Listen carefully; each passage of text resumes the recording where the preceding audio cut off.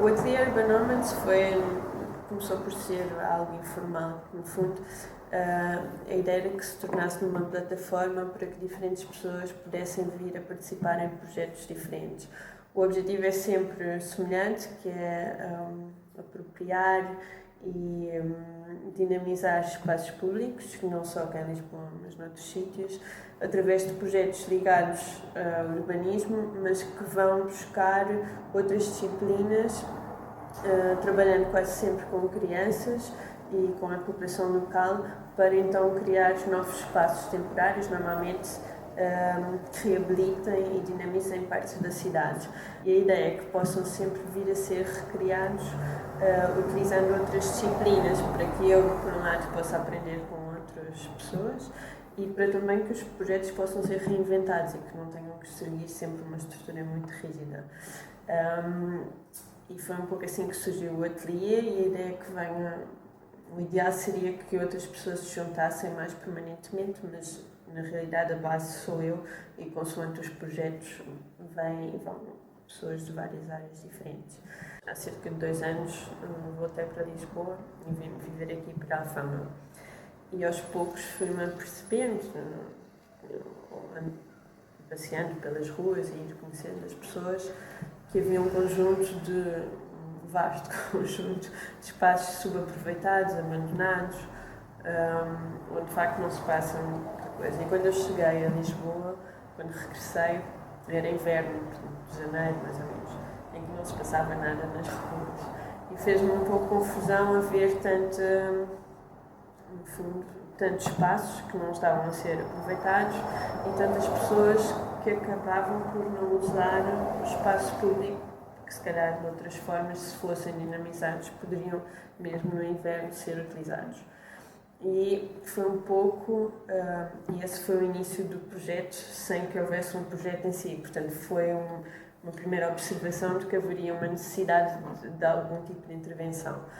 Portanto, a ideia foi criar uma ligação entre o bairro, a parte de Santa Apolónia, portanto, ir criando um percurso que levasse as pessoas a explorar esses tais sítios que estavam subaproveitados, para eventualmente chegar ao campo de Santa Clara e, no fundo, ajudar a dinamizar o comércio que lá existe. Então, pensei que talvez fosse interessante criar estes ditos percursos que não seriam necessariamente para os turistas, não quer dizer que os turistas não pudessem também desfrutar, mas que eram essencialmente para os moradores. Portanto, criando, foram 4 linhas, como se calhar poderiam ter sido mais ou menos, mas no fundo foi buscar alguns temas que são recorrentes na dinamização de cidades ou de espaços subaproveitados noutras cidades também, mais ligados aos jardins,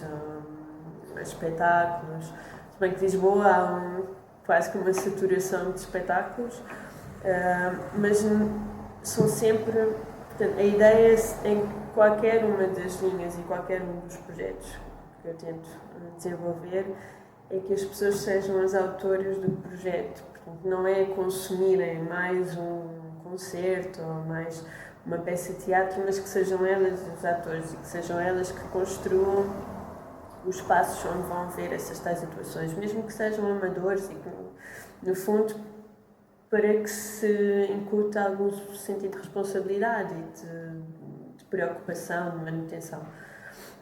E foi assim que surgiu, que foram surgindo as 4 linhas. Portanto, é a linha verde dos espaços verdes, a vermelha relacionada com a cultura, azul com o comércio, porque há a fama abunda de restaurantes e principalmente restaurantes e pequenas lojas de souvenirs e coisas do género. E a última, amarela, relacionada com jogos, com lazer, por um lado da parte das crianças, mas também pelos idosos, porque há uma população idosa muito elevada e era uma forma de tentar tirá-los um pouco dos cafés ou dos espaços onde se encontram dentro de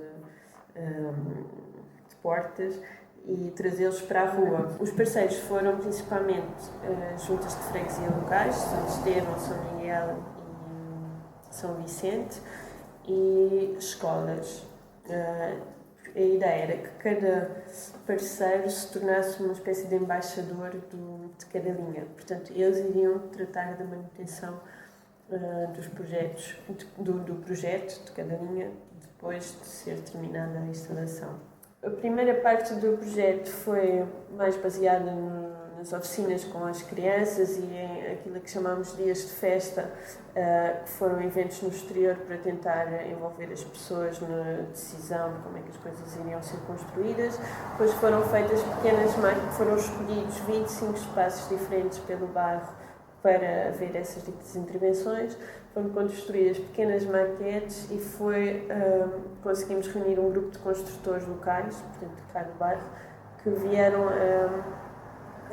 construir todas as peças, portanto, todas as instalações, mobiliário só com madeiras reaproveitadas, de forma também, no fundo, que eles pudessem, por um lado, ser os autores das peças e que pudessem ajudar a divulgar o projeto por serem de cá.